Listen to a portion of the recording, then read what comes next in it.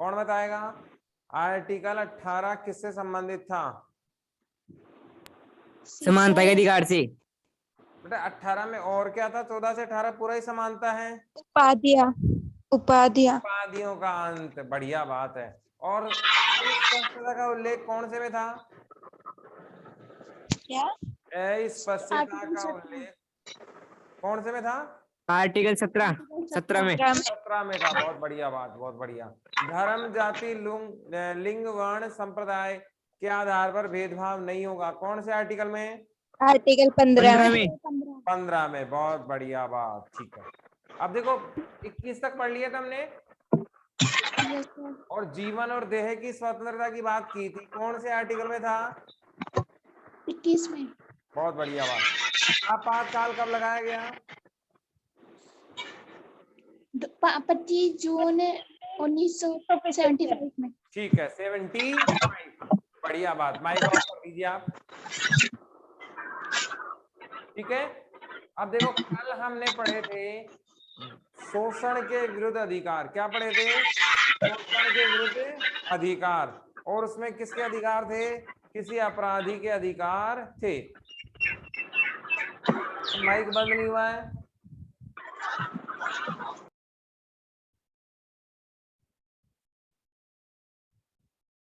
ठीक है। अब देखो बंदीकरण पढ़ेंगे आज।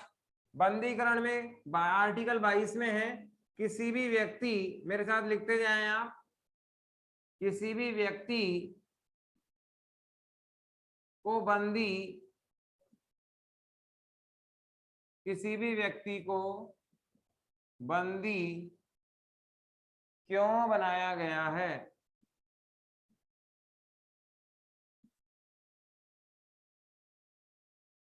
किसी भी व्यक्ति को बंदी क्यों बनाया गया है?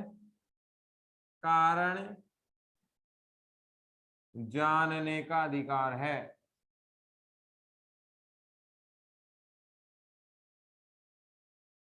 ठीक है। पहला ही सवाल तो ये कि आर्टिकल 32 किससे संबंधित है? किसी भी व्यक्ति को बंदी क्यों बनाया गया है? ये उसको जानने का क्या है? अधिकार है। वह जान सकता है कि संबंधित व्यक्ति को क्यों अपराध, किस आधार पर या किस कारण से क्या बनाया गया है? बंदी बनाया गया है। आपसे पूछा जाएगा बंदीकरण के संरक्षण के अधिकार कौन से हैं, या बंदी व्यक्ति के अधिकार कौन कौन से हैं, कौन कौन से उसके संरक्षण हैं आर्टिकल 32 में। जैसे कल हमने बताया था कि अपराधियों के अधिकार कौन से होते हैं। अब इसमें थोड़ा सा अंतर है। बंदी व्यक्ति वह है जिसको अभी हम आर्टिकल 32 या 22? 22 है ना। 32 में तो संवैधानिक उपचारों का अधिकार है। अब बंदी व्यक्ति वह है जिसको अभी पुलिस पकड़ कर लाई है ना, उसे हम क्या कहेंगे? बंदी व्यक्ति कहेंगे। उस पर आरोप सिद्ध होना अभी बाकी है।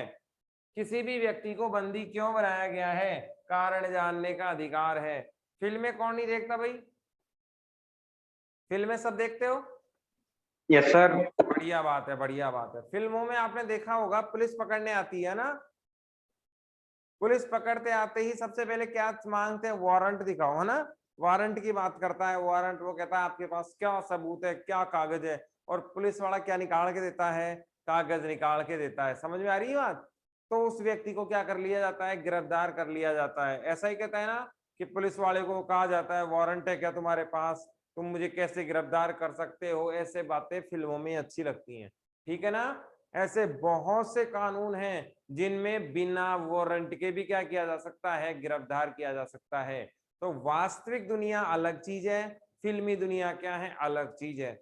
वास्तव में तो होना क्या चाहिए? आपका अधिकार है जानने का, कोई दिक्कत नहीं है। लेकिन बहुत सारे कारण ऐसे हैं जिनके आधार पर पुलिस आपको बिना वारंटी गिरफ्तार कर सकती है। जैसे 141 है ना, कई बार सुना होगा, धारा 141 लग रही है यहाँ। तो क्या है उसमें? 4 आदमी या 2 से ज्यादा आदमी एक जगह सभा नहीं कर सकते, खड़े नहीं हो सकते। सभा आप देखो खड़े भी नहीं हो सकते। अगर 144 है तो पुलिस वाले आएंगे, गिरफ्तार करके ले जाएंगे। तो आप सोच सकते हो कितना सख्त कानून है। पब्लिक पैलेस पे शौच करना ये भी अपराध है ना। इसका जुर्माना वगैरह भी होता है। तो बहुत सारे ऐसे नियम हैं जिनके आधार पर पुलिस बिना किसी वारंट के क्या कर सकती है, गिरफ्तार कर सकती है, उसमें वारंट की जरूरत नहीं है। दूसरा सवाल, आप देखो वो दीदी आई थी ना पुलिस वाली, जो अपने स्कूल में आई थी, फिर आपसे वादा करके गई थी कि आप कभी भी अपराध को छुपाओगे नहीं, हुआ था ना ऐसा? उस समय आपने देखा होगा कि बहुत सारे नियम ऐसे बताए गए थे कि कहीं उसमें कहीं वारंट की जरूरत नहीं है, सीधा गिरफ्तार कर लिया जाता है, और फिर जेंट्स को ही साबित करना होगा कि वह गलत नहीं है। तो ऐसे केसेस में भी बंदी बनाने वाले व्यक्ति को कोई वारंट देने की जरूरत नहीं है। तो अपने को यहाँ क्या ध्यान रखना है कि यदि किसी व्यक्ति को क्या बनाया जाए, बंदी बनाया जाए, तो उससे क्या जानने का अधिकार है, कारण जानने का अधिकार है कि मुझे बंदी क्यों बनाया गया है। किसके समझ में नहीं आया बेटा? क्लियर है? दूसरा देखो, यस 24 घंटे के अंदर, 24 घंटे के अंदर, हर हाल में 24 घंटे के अंदर उसे किसे, अपराधी को, सॉरी बंदी व्यक्ति को,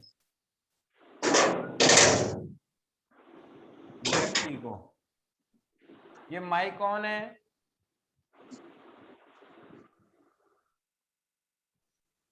ये पिंकी कभी बंद ही नहीं करती माइक।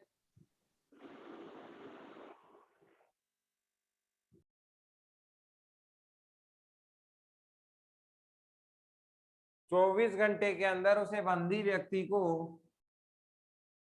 24 घंटे के अंदर बंदी व्यक्ति को न्यायालय के समक्ष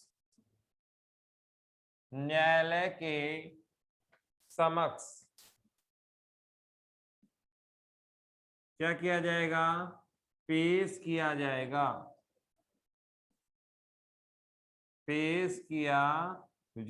या प्रस्तुत किया जाएगा।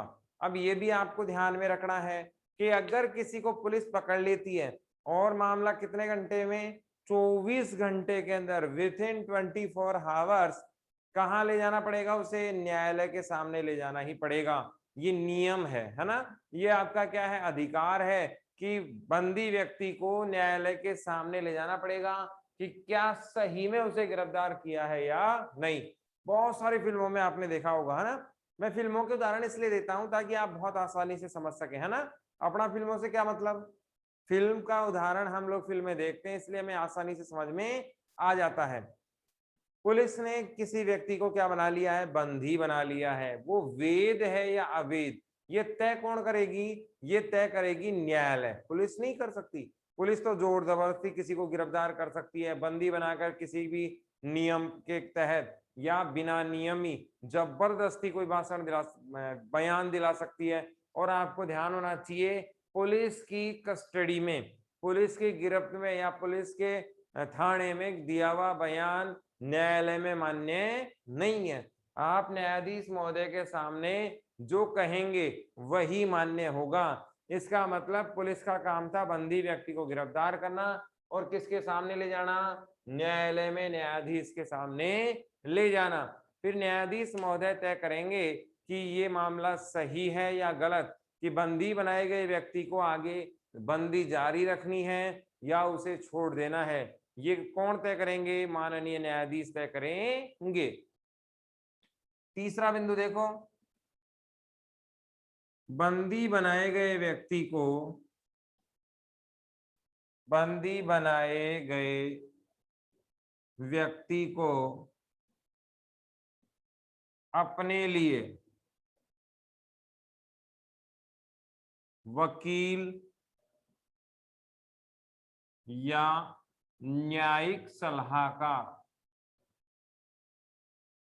एक ही बात है, वकील कह लो न्यायिक सलाहकार कह लो, सलाहकार चुनने का अधिकार है।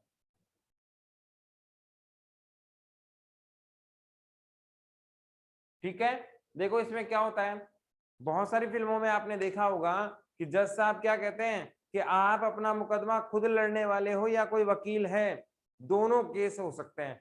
आप अपना मुकदमा खुद लड़ सकते हैं, अगर कोई वकील आपकी तरफ से खड़ा नहीं हो रहा है तो आप अपनी बात की पैरवी खुद कर सकते हैं, न्यायालय में आप अपनी बात रख सकते हैं। नंबर 1 बात, यदि वकील करने की कैपेसिटी आपकी नहीं है, आपके पास पैसा नहीं है, तो ऐसी स्थिति में भारत सरकार आपको क्या देगी? वकील देगी। न्यायालय आपको क्या देगा? वकील देगा।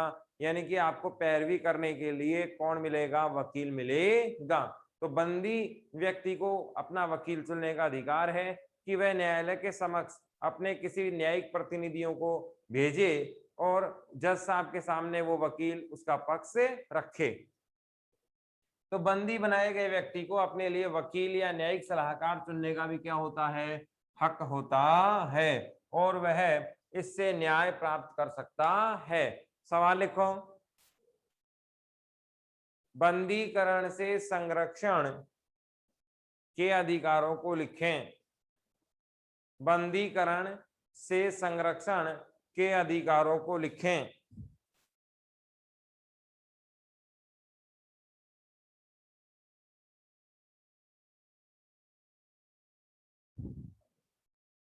ठीक है, इसका अथवा लिखो, अनुच्छेद 22 को स्पष्ट कीजिए।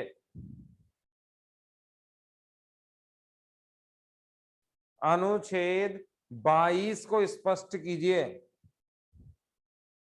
अनुच्छेद 22 को स्पष्ट कीजिए। अगला लिखो, किसी भी व्यक्ति को बंदी बनाने के बाद, किसी भी व्यक्ति को बंदी बनाने के बाद कितने समय में न्यायालय के सामने पेश करना होगा? किसी भी व्यक्ति को बंदी बनाने के बाद कितने समय में न्यायालय के सामने पेश करना होगा? आंसर क्या आएगा? 24 घंटे। अब एक बात और, यदि ये 24 घंटे कब पड़ते हैं? या तो छुट्टी वाले दिन। किस वाले दिन? छुट्टी, हॉलीडेज अगर हैं तो आप जानते हो शनिवार का दिन हॉलीडे होता है हमारे यहाँ ना। पहले 7 डे 6 डे वीक चलता था, शनिवार तक काम होता था और रविवार को छुट्टी होती थी। अभी क्या चल गया है? 5 डे वीक चलता है। Monday to Friday working days होते हैं, सैटरडे संडे हॉलीडे होते हैं ना। तो हम समझ सकते हैं कि शनिवार इतवार की क्या होती है? हमारे यहाँ छुट्टी होती है। तो ज्यादातर काम शनिवार इतवार को होंगे ही नहीं, न्यायालय में जज साहब बैठेंगे ही नहीं। तो ऐसी स्थिति में यदि किसी को शुक्रवार को गिरफ्तार कर लिया तो उसे कब पेश किया जाएगा? सोमवार को। कब पेश किया जाएगा? ये भी एक अलग व्यवस्था है। तो ये अपवाद नहीं है, ये सिस्टम है। इसका मतलब ये हुआ कि यदि किसी व्यक्ति को गिरफ्तार किया जाता है तो निकटवर्ती 24 घंटे हैं। ये ऐसे सवाल आपको मिलेंगे, है ना? बहुत सारे लोग परेशान करेंगे कि यदि किसी को शनिवार को गिरफ्तार कर लिया जाए, सैटरडे को गिरफ्तार कर लिया जाए, तो उसको न्यायालय में कब पेश करना होगा? नेक्स्ट डे, जब भी न्यायालय चलेगा। मान लो मंडे की भी छुट्टी आ गई, ट्यूसडे की भी छुट्टी आ गई, मान लो दीपावली चल रही है, तो दीपावली को तो वैसे 20 दिन आती है, लेकिन उसके लिए तात्कालिक व्यवस्थाएं भी होती हैं। लेकिन संडे सैटरडे को तो वो तात्कालिक व्यवस्था भी काम नहीं करती। ये इतनी बातें समझ में आई क्या? किरोड़ी, मीणा, प्रिया, बेटा कुछ पूछना है क्या? No sir. समझ में आ गया? Yes sir sir. क्वेश्चन बोल। हाँ बोलो, क्या बोल रहे हो? सर जैसे किसी के घर में चोरी हो जाती है हाँ हाँ। तो पुलिस को गिरफ्तार कर ले और कोर्ट में पेश किया जाए अपराधी को, हम्म। तो दो पक्ष होते हैं, जो सही पक्ष होता है, गलत पक्ष होता है। हम्म। तो गलत पक्ष का लॉयर रहेगा वो सर उसी का सपोर्ट करेगा ना? कौन? गलत पक्ष वाला जो अपराधी के जो लॉयर होगा नहीं वो नहीं, उसी का सपोर्ट करेगा ना? अरे अरे अरे, मैं समझ गया क्या कहना चाह रहे हैं। मैंने ये कब कहा कि आप गलत का साथ ना दें? मैंने ये पूरी बात में कहीं कहा ही नहीं। गलत कौन है सही कौन है ये तो तय कौन करेगा? न्यायालय। और न्यायालय में दो पक्ष हैं, इसीलिए तो जा रहे हैं। देखो एक बात तो आप बहुत स्पष्ट समझो, जब भी एक पक्ष अगर होता है या तो सही है या गलत है, तब तो न्यायालय जाएंगे ही नहीं।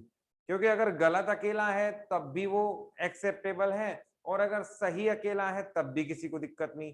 दिक्कत कब होती है? जब पक्ष कितने होते हैं? दो, एक सही और एक गलत, और उसका फैसला करने के लिए ही कौन है? न्यायालय है। गलत के लिए भी वकील होगा ही होगा, कहीं कोई दिक्कत नहीं है। वकील करना कोई गुनाह नहीं है। किसी गलत आदमी का केस, मर्डर किए हुए आदमियों का भी केस लेते हैं, है ना, रेपिस्टों का, टेररिस्टों का, सबका केस लिया जाता है। तो वकील का काम है अपनी बात को रखना, है ना। उसका मुवक्किल यानी कि उसका जो जिसके लिए वो केस लड़ रहा है वो सही है या गलत है, वो फैसला कौन करेगा? न्यायालय। देखो इसको सब खिचड़ी नहीं करते हम। न्यायालय का काम है न्याय करना, सही को सुनेगा, गलत को सुनेगा, दोनों पक्षों को सुनेगा और फिर फैसला करेगा। तो ये न्यायालय और जज का काम हो गया। वकील का काम क्या है? अपने जो जिसका केस लड़ रहा है उसका जो मुकदमा है उसको पेश करना कि जज साहब ये हमारे बातें हुई, इसमें ये ऐसा मामला हुआ, इसलिए मैं सही हूं। दूसरा भी कहेगा साहब ऐसे ऐसे ऐसे हुआ, इसलिए मैं सही हूं। अब सही गलत का फैसला कौन करेंगे? न्यायाधीश महोदय करेंगे। एक एग्जाम्पल देखो, एग्जाम्पल देखो, क्या चल रही है? लंच चल रही है। कहाँ चल रही है? मेहता स्कूल में चल रही है, ठीक है। मेहता स्कूल में लंच चल रही है और दो बच्चों ने झगड़ा शुरू कर दिया। क्या कर दिया? झगड़ा शुरू कर दिया। तीसरे बच्चे ने सर को बुलाया, सर को आ रहे थे आगे से, है ना, तो आरबी सर आपको मिल गए।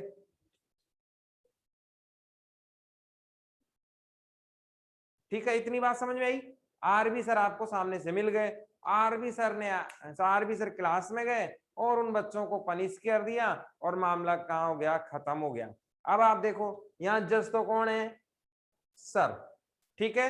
वकील एक तरीके से देखा जाए तो वो बच्चे जो कंप्लेंट करने गए थे, है ना, और यहाँ पर दोनों पक्ष अपना जो झगड़े वाले जो बच्चे हैं वो दोनों क्या रखेंगे? अपना पक्ष रखेंगे। तो दूसरा क्या रखेगा? विपक्ष। एक अपना पक्ष रख रहा है तो उसके विपरीत वाला क्या कहलाएगा? विपक्ष। आप चाहे अपनी बात कह लो या दूसरा बच्चा पहले कह लो, दोनों सर को एक्सप्लेन करेंगे कि ऐसे ऐसे हुआ सर, इसने मेरे साथ ये किया। फिर दूसरा भी कहेगा नहीं सर ये गलत है। अब तय करना किसका है? काम सर का काम है। तो सर तो क्या हो गए? न्यायाधीश। दो क्या हो गए यहाँ? झगड़े वाले। और वकील का काम एक तरीके से यहाँ पर हुआ ही नहीं, ये वकील दोनों खुद ही हो गए। अपना गलत पक्ष भी यहाँ पर रखा जा रहा है। आई बात समझ में? तो न्यायालय में गलत पक्ष होगा ही होगा, क्योंकि अगर गलत नहीं है तब तो सही की जरूरत ही नहीं है।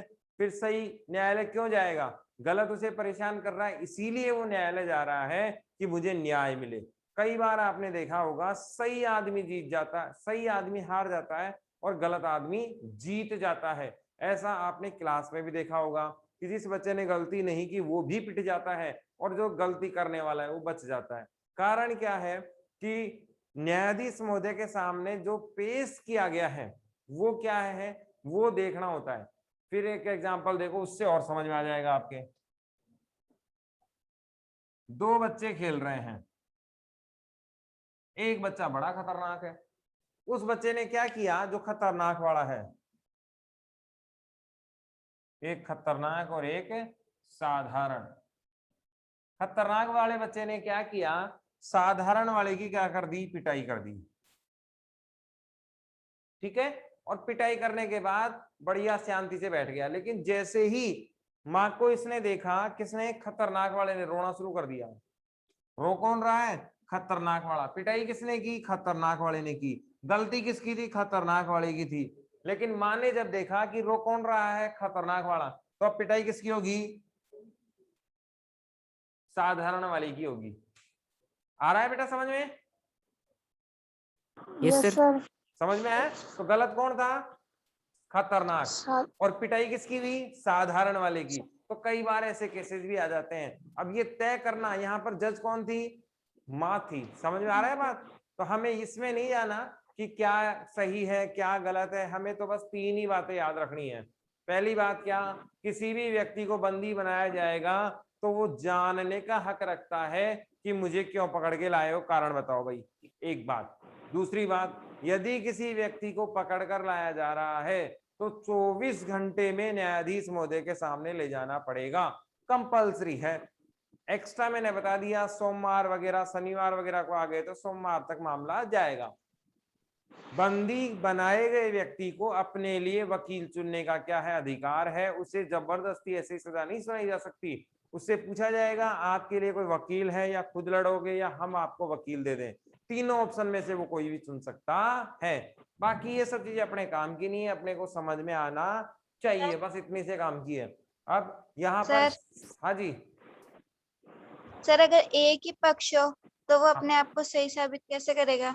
उसको नहीं, कितना टाइम मिलेगा? चलो बढ़िया बात है, आपने क्वेश्चन में आंसर दे दिया। एक पक्ष सही साबित क्यों करेगा बताओ? क्या पता उसने अपराध नहीं किया हो, वर्ल्ड जबरदस्ती। कप में एक ही टीम हो तो वो तो विजेता हो गई ना।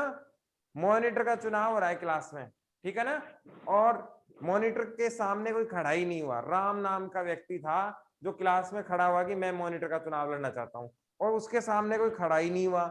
तो अब मॉनिटर कौन? राम, बिना चुनाव के, बिना विरोध के। तो एक पक्ष में तो कोई दिक्कत है ही नहीं, चाहे वो गलत हो चाहे वो सही हो, वही साबित है सही। जब तक किसी का अगर सही हुआ तब भी जेल हो जाएगी फिर तो उसे। नहीं नहीं, ये सब बकवास सवाल है। देखो इसमें क्या है, इसका कोई अंत नहीं है कि नहीं?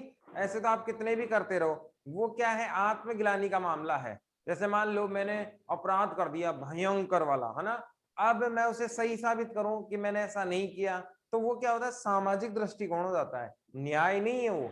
न्याय तो क्या है, आपको किसी चीज के लिए जस्टिस मिलना, आपने कोई काम किया ही नहीं उसके लिए आपको सजा मिल रही है, तब आप उसके खिलाफ जाते हैं, तो वो न्याय है। समझ रही बेटा?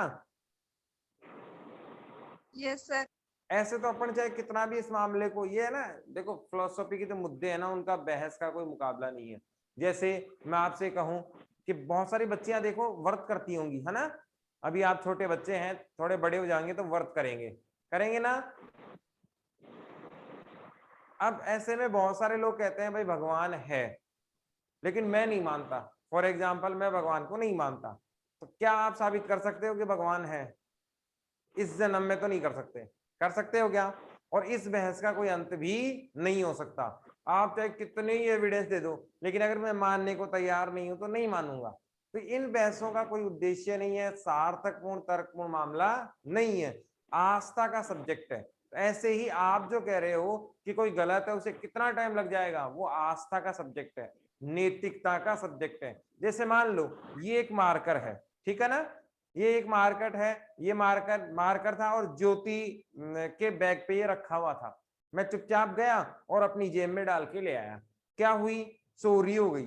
मेरे को किसी ने नहीं देखा, है कि नहीं है, किसी ने नहीं देखा, ना कैमरा था ना और कुछ, लेकिन ये क्या हो गया, आत्मग्लानि हो गई, अरे अपन ने चोरी कर ली, ऐसा नहीं करना चाहिए था। तो ये किस पे सवाल उठ गया, नैतिकता पर। अब इसको चाहे आप अपना लो चाहे मत अपनाओ, या आप गलती स्वीकार करो या नहीं करो, वहां देखने वाला कोई नहीं था। तो ऐसे मुद्दों का कोई सवाल जवाब होता ही नहीं है, ये बेकार के प्रश्न होते हैं, और इन पर कितना भी आप डिस्कस कर लो।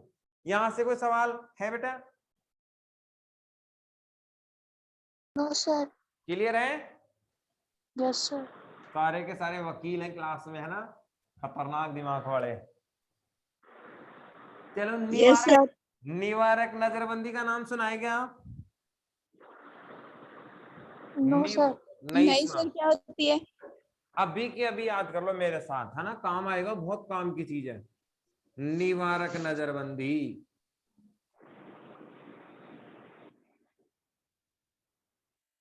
देखो क्या होता है। जैसे मान लो, है ना, एक देसी उदाहरण देता हूं, है ना, देसी उदाहरण समझ में आ जाता है ना। Yes sir. जैसे मान लो अपन गेम खेल रहे थे, कौन सा खेले, क्रिकेट, क्रिकेट गेम खेल रहे थे। बच्चियां हैं तो बैडमिंटन खेल रही थी, उनमें से एक बच्ची है राधा नाम की, ये बड़ी खतरनाक है। ये क्या करती है, सभी बच्चियों से क्या करती है, झगड़ा कर लेती है। क्या कर लेती है, झगड़ा। और झगड़ा भी इतना खतरनाक वाला करती है कि किसी के चोट लग जाती है, किसी के ना और इंजरीज हो जाती हैं, इस तरीके का झगड़ा ये करती है। ये झगड़ा कितनी बार कर चुकी है, 1 2 3 4 5 6 7 8 बार झगड़ा कर चुकी है। कितनी बार झगड़ा कर चुकी है, 8 बार। इसका मतलब क्या है, इसकी ये क्या है, आदत है। क्या है, आदत है। अभी हम फिर से बैडमिंटन का मैच करवा रहे हैं, क्या करवा रहे हैं, मैच करवा रहे हैं। तो उससे पहले ही राधा को क्या कर देंगे, क्या कर देंगे भाई, बंद कर देंगे। क्यों, क्यों क्यों करेंगे सर? क्यों कर देंगे? क्योंकि वो झगड़ा करती है। बहुत बढ़िया, आपने अच्छे से समझ लिया इसको। शक के आधार पर, समझ रहे हो? अपराध हुआ नहीं है, अपराध अभी हुआ नहीं है, होने वाला है या हो सकता है। ये बातें हमने किससे देखी? उसके व्यवहार से देखी, उसके कर्म से देखी। जैसे मान लो छोटा भाई है, जब भी दाल बनती है फेंक देता है। छोटा भाई है, जब भी दाल बनती है फेंक देता है, और पूरे कपड़े गंदे कर देता है ना, डाइनिंग रूम पूरा, बेडरूम, अपना किचन गंदा कर देता है, टेबल है ना गंदी कर देता है।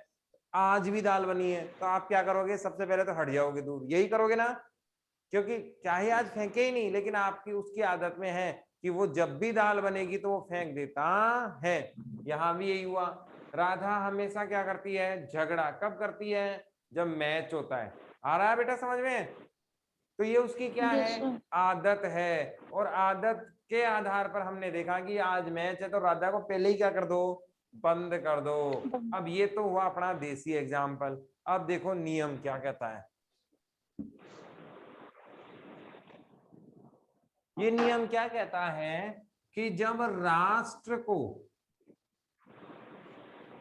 हानि नजर आए या राष्ट्र विरोधी गतिविधियों, राष्ट्र विरोधी गतिविधि की आशंका हो, क्या हो? आशंका हो,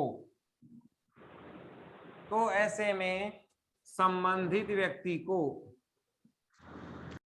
संबंधित व्यक्ति को क्या कर लिया जाता है? नजरबंद कर दिया जाता है। अब ये नजरबंद क्या होता है? देखो नजरबंद बहुत सिंपल सी परिभाषा।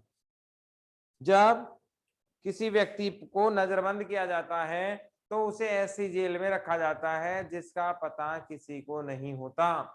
समझ में आ रही बात? देखो जेल भी दो प्रकार की, एक तो हमें पता होता है कि जेल कहाँ है, उसमें कौन सा कैदी है और कौन से कैदी को कहाँ रख रखा है, ये सबको पता होता है। हमें भी पता होता है, जैसे गांधी जी कौन सी जेल में थे हमें पता था, है ना। कसाब को हमने कौन सी जेल में रखा हमें पता था। लेकिन नजरबंद में कहाँ किस व्यक्ति को रखा गया ये पता नहीं होता। इसीलिए नहीं होता ताकि उसके खिलाफ छुड़ाने की कार्रवाई नहीं हो, ऐसी कोई गतिविधि ना हो जिससे उकसावे वाला काम हो, कोई दंगे प्रसाद ना हो। इस तरीके की कार्रवाई नजरबंद में की जाती है। किसके आधार पर? शक के आधार पर, हानि नाश आशंका के आधार पर या शक के आधार पर। समझ रहे हो बेटा? दिव्या बात समझ में आई? यस राष्ट्र को हानि हुई नहीं है ना, समझ रहे हो ना? अभी काम होना क्या है? बाकी केवल क्या है? आशंका है, ऐसा हो सकता है। और इस शक के आधार पर ही क्या कर दिया? नजरबंद कर दिया। बताओ राधा ने गुनाह किया था क्या? अरे राधा गुनहगार थी क्या? नहीं, अभी मैच शुरू होने वाला था, उससे पहले ही हमने राधा को क्या कर दिया था? गिरफ्तार कर लिया था, नजरबंद कर दिया था। तो यहां भी अगर राष्ट्र को हानि पहुंचती हुई नजर आ रही है तो क्या हो जाएगा? उस व्यक्ति को क्या कर लिया जाएगा? गिरफ्तार कर लिया जाएगा और अज्ञात स्थान पर उसे रखा जाएगा। सवाल लिख लो, निवारक नजरबंदी किसे कहते हैं?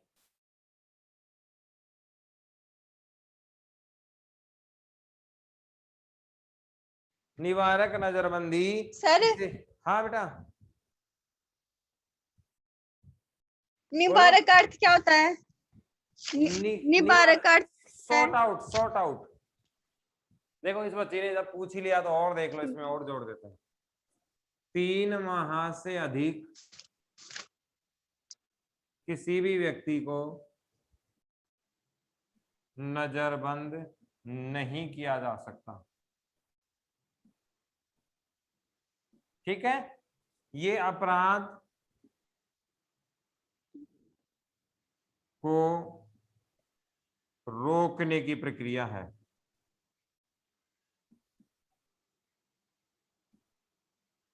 ना कि दंड देने की।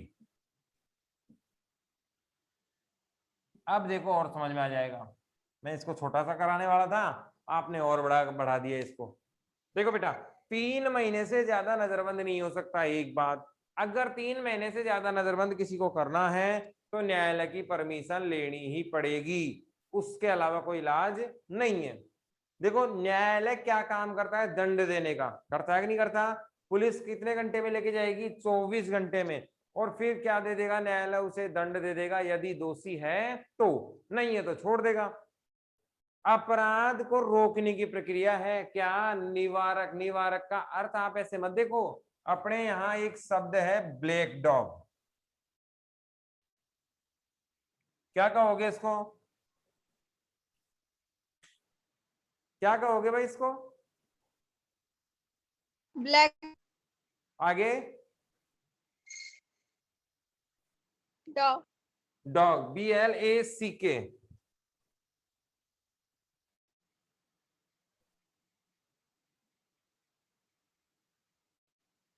है ना, ब्लैक डॉग, BLACK, ऐसे देख लो, ब्लैक डॉग। ठीक है, क्या कहोगे इसे, काला कुत्ता। अरे इसका अर्थ क्या हुआ काला कुत्ता। बेटा? बस यही नहीं करना अपने को, आज से ये ध्यान रखना है, राजनीति और हिंदी में अंतर है। ये सारे अर्थ अपने को कहाँ निकालने हैं, हिंदी वाले सर की क्लास में, ठीक है ना। अपने को जैसा लिखा है वैसा ही समझना है। ये व्यक्ति का नाम है और अपने थिंक कराएंगे आगे फाइनल ईयर में कि ब्लैक डॉग ने क्या कहा, उसकी विचारधारा क्या थी क्या नहीं है ना। तो अपने को ऐसी चीजों में ध्यान नहीं रखना है, और पोस्टमार्टम तो बिल्कुल ही नहीं करना है ना। जैसे शीत युद्ध, क्या बर्फ में लड़ा जाएगा क्या? शीत नहीं। युद्ध का मतलब क्या हुआ, सर्दी का युद्ध, अर्थ तो यही हुआ है ना। जबकि ऐसे अर्थ हमने नहीं निकालने हैं, हमें समास विग्रह में नहीं जाना है, ये विशेष तौर पे ध्यान रखना है। तो निवारक नजरबंदी का अर्थ समझ में आया कि अपराध हुआ नहीं है, क्या है, होने वाला है, और किसी व्यक्ति को शक के आधार पर क्या किया जा सकता है, गिरफ्तार किया जा सकता है कि ये व्यक्ति आने वाले समय में राष्ट्र को नुकसान पहुंचा सकता है। ऐसे में गिरफ्तार व्यक्ति को किसके तहत गिरफ्तार किया जाएगा, निवारक नजरबंदी अधिनियम के तहत गिरफ्तार किया जाएगा। कितने महीने के लिए, 3 महीने के लिए। और यह प्रक्रिया क्या है, दंड देने की प्रक्रिया नहीं है किसी को, जबकि क्या करने से रोकने की है, अपराध को रोकने की प्रक्रिया है कि अपराध हो ही नहीं। समझ में आ रही है बात? Yes sir. Yes sir. बेटा स्क्रीन चल रही है क्या? नो ये शायद नेट यहां से सर्वर जाम है, अभी 1 मिनट में चल जाएगा।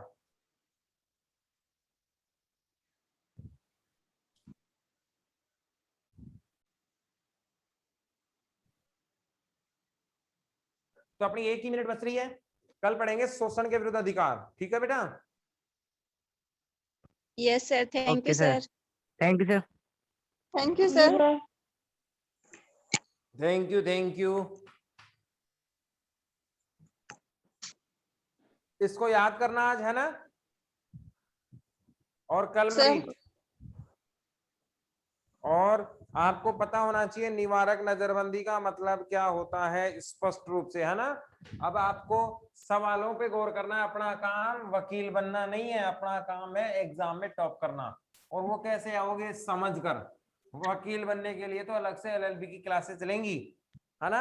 आपसे पूछ ले कि किसी कार्य करने पर पुलिस कितने समय बाद न्यायालय में पेश करेगी, तो क्या आंसर आएगा?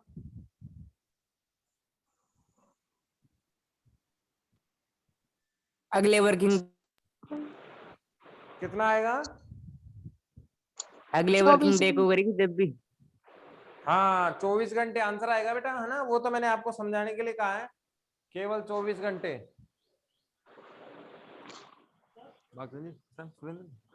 Okay sir, thank you sir.